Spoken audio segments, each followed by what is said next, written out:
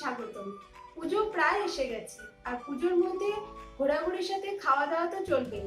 তাই আমি পুজোর এই 5 দিনের জন্য 5টা স্পেশাল রেসিপি নিয়ে এসেছি। ষষ্ঠীর দিনে প্রায় প্রত্যেক বাড়িতেই নিরামিষ খাওয়া হয়, তাই ষষ্ঠীর দিনের জন্য আমি এনেছি আলু ছানার নিরামিষ তরকারি। এই রেসিপিটা যদি আপনাদের ভালো লাগে তো অবশ্যই ভিডিওটা লাইক করবেন, শেয়ার করবেন, আর আমার চ্যানেলটাকেও সাবস্ক্রাইব করবেন। তো চলুন দেখে নিই আমি কি করে রান্না করছি নিরামিষ আলু ছানার তরকারি। আলু ছানার তরকারি বা ডালনা রান্না করার জন্য আমি নিয়ে নিয়েছি 100 গ্রাম ছানা আর একটা বড় সাইজের আলু আমি চৌকো চৌকো করে কেটে নিয়েছি। ছানাটা আমি বাড়িতেই বানিয়েছি। যারা ছানা বানাতে হয় কিভাবে সেটা জানতে চান তাহলে ডেসক্রিপশনে দেওয়া লিঙ্কটা দেখে নিতে পারেন। আর মশলার জন্য আমি নিয়ে নিচ্ছি আদা বাটা, ধনে গুঁড়ো, জিরে গুঁড়ো, কাশ্মীরি মির্চি গুঁড়ো, ঘি, গরম মশলা গুঁড়ো, টমেটো সস, চিনি, গোটা জিরে, কাঁচা লঙ্কা, তেজপাতা আর একটা শুকনো লঙ্কা। প্রথমে আমি ছানাটাকে দিয়ে বড়া বানিয়ে নেব। তার জন্য আমি ছানার মধ্যে একটুখানি লবণ দিয়ে দিলাম, অল্প একটু চিনি দিয়ে দিলাম, আর 1 চামচ মতো ময়দা দিয়ে দিলাম। ময়দাটা বেশি যেন না পড়ে, বেশি পড়লে বড়াগুলো শক্ত হয়ে যাবে, এর মধ্যে রস ঢুকতে অসুবিধা হবে। এবার আমি ছানাটাকে 5-6 মিনিট মতো খুব ভালো করে মেখে নেব। 5-6 মিনিট খুব ভালো করে মেখে নেওয়ার পর এরকম একটা সুন্দর ডো তৈরি হয়েছে। এবার আমি এর থেকে বড়াগুলোকে বানিয়ে নেব। ডো থেকে আমি এরকম সমান সমান 7টা গোল করে নিয়েছি। এবার আমি এর থেকে বড়াটাকে বানিয়ে নেব। একটু চেপে দেব, তাহলে খুব ভালো করে বড়াটা ভাজা হয় তেলে। দেখতে পাচ্ছেন এভাবে আমি বড়াগুলোকে বানিয়ে রেখেছি। এবার আমি একটা কড়াই ভালো করে গরম করে নিয়েছি, তার মধ্যে 2 টেবিল চামচ মতো সরষের তেল দিয়ে দিলাম।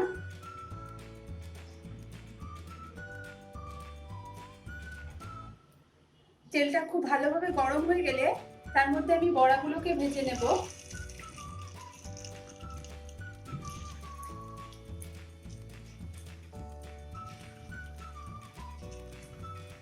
বড়াগুলো ভাজার সময় গ্যাসের আঁচটা মিডিয়াম রাখতে হবে, আর 2-3 মিনিট মতো লাগবে।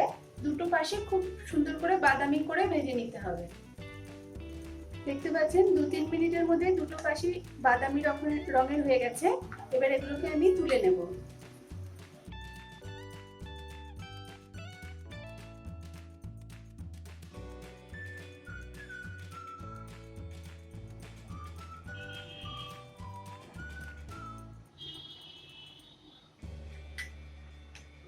এবার ওই তেলের মধ্যে আমি আলুগুলোকে দিয়ে দিলাম।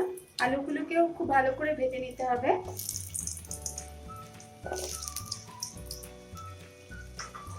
এই সময় গ্যাসের আঁচটা আমি বাড়িয়ে দেব। 2-3 মিনিটে আলুগুলো খুব সুন্দর ভাজা হয়ে যাবে। দেখতে পাচ্ছেন লাল লাল হয়ে গেছে। এগুলোকে আমি এবার তুলে রাখবো।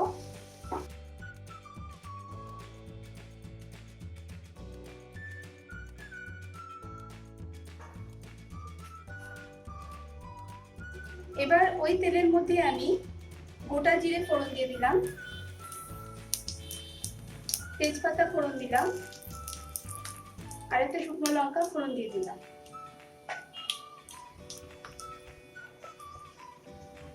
এটা একটু ভাজা ভাজা হলে এবার আমি তেলের মধ্যে 1 চামচ আদা বাটা দিয়ে দিলাম।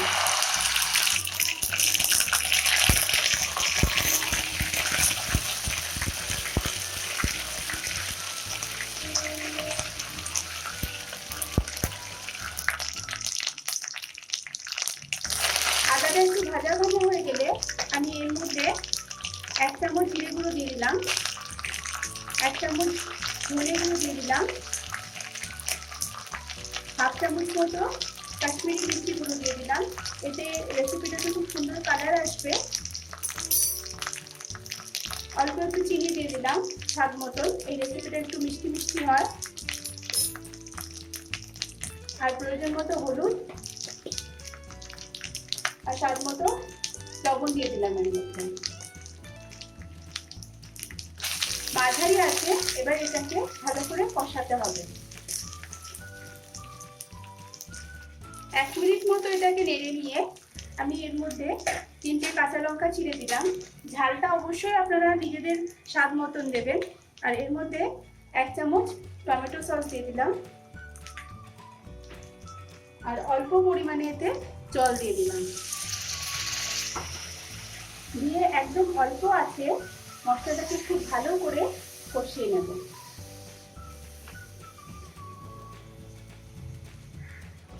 1.5-2 মিনিট মতো মশলাটা কষিয়ে নেওয়ার পরে আমি এর মধ্যে ভাজা আলুগুলো দিয়ে দেব।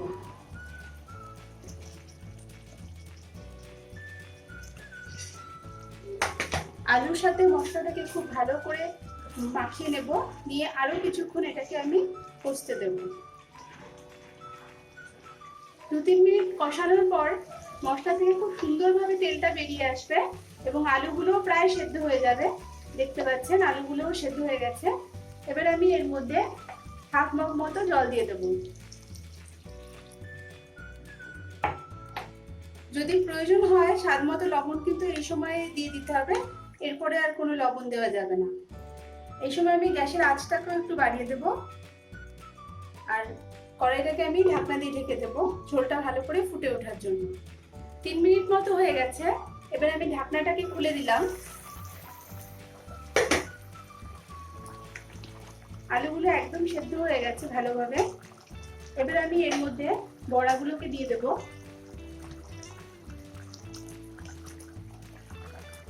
আর গ্যাসের আঁচটাকেও কমিয়ে দেব।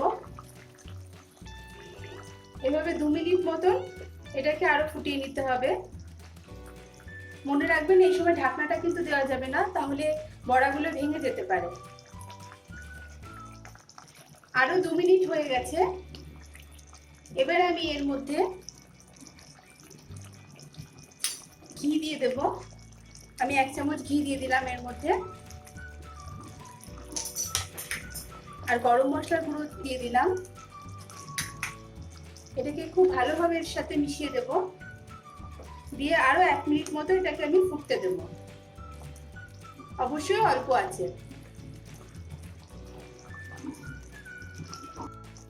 আরো 1 মিনিট হয়ে গেছে। এবার আমি গ্যাসটাকে বন্ধ করে দিলাম। এবার আমি কড়াইটাকে ঢেকে দেব। আরো 5 মিনিট এভাবে আমি ঢেকে রাখবো। ঢেকে রাখলে ঘি আর গরম মশলার গন্ধটা তরকারির সাথে খুব ভালোভাবে মিশে যাবে আর বড়াগুলো খুব সফট হয়ে যাবে। 5 মিনিট হয়ে গেছে। ঢাকনাটা আমি এবার খুলে দিলাম। আলু ছানার রান্না এখন সার্ভ করার জন্য পুরোপুরি রেডি হয়ে গেছে।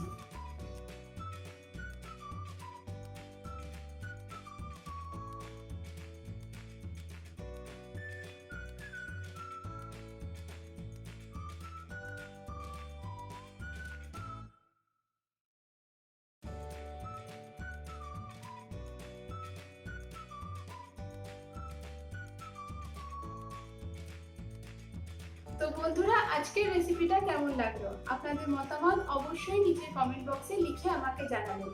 আর আমার চ্যানেলটাকে কিন্তু সাবস্ক্রাইব করতে একদম ভুলবেন না। নেক্সট সেশনে আবার একটা স্পেশাল রেসিপি নিয়ে দেখা করছি। নমস্কার।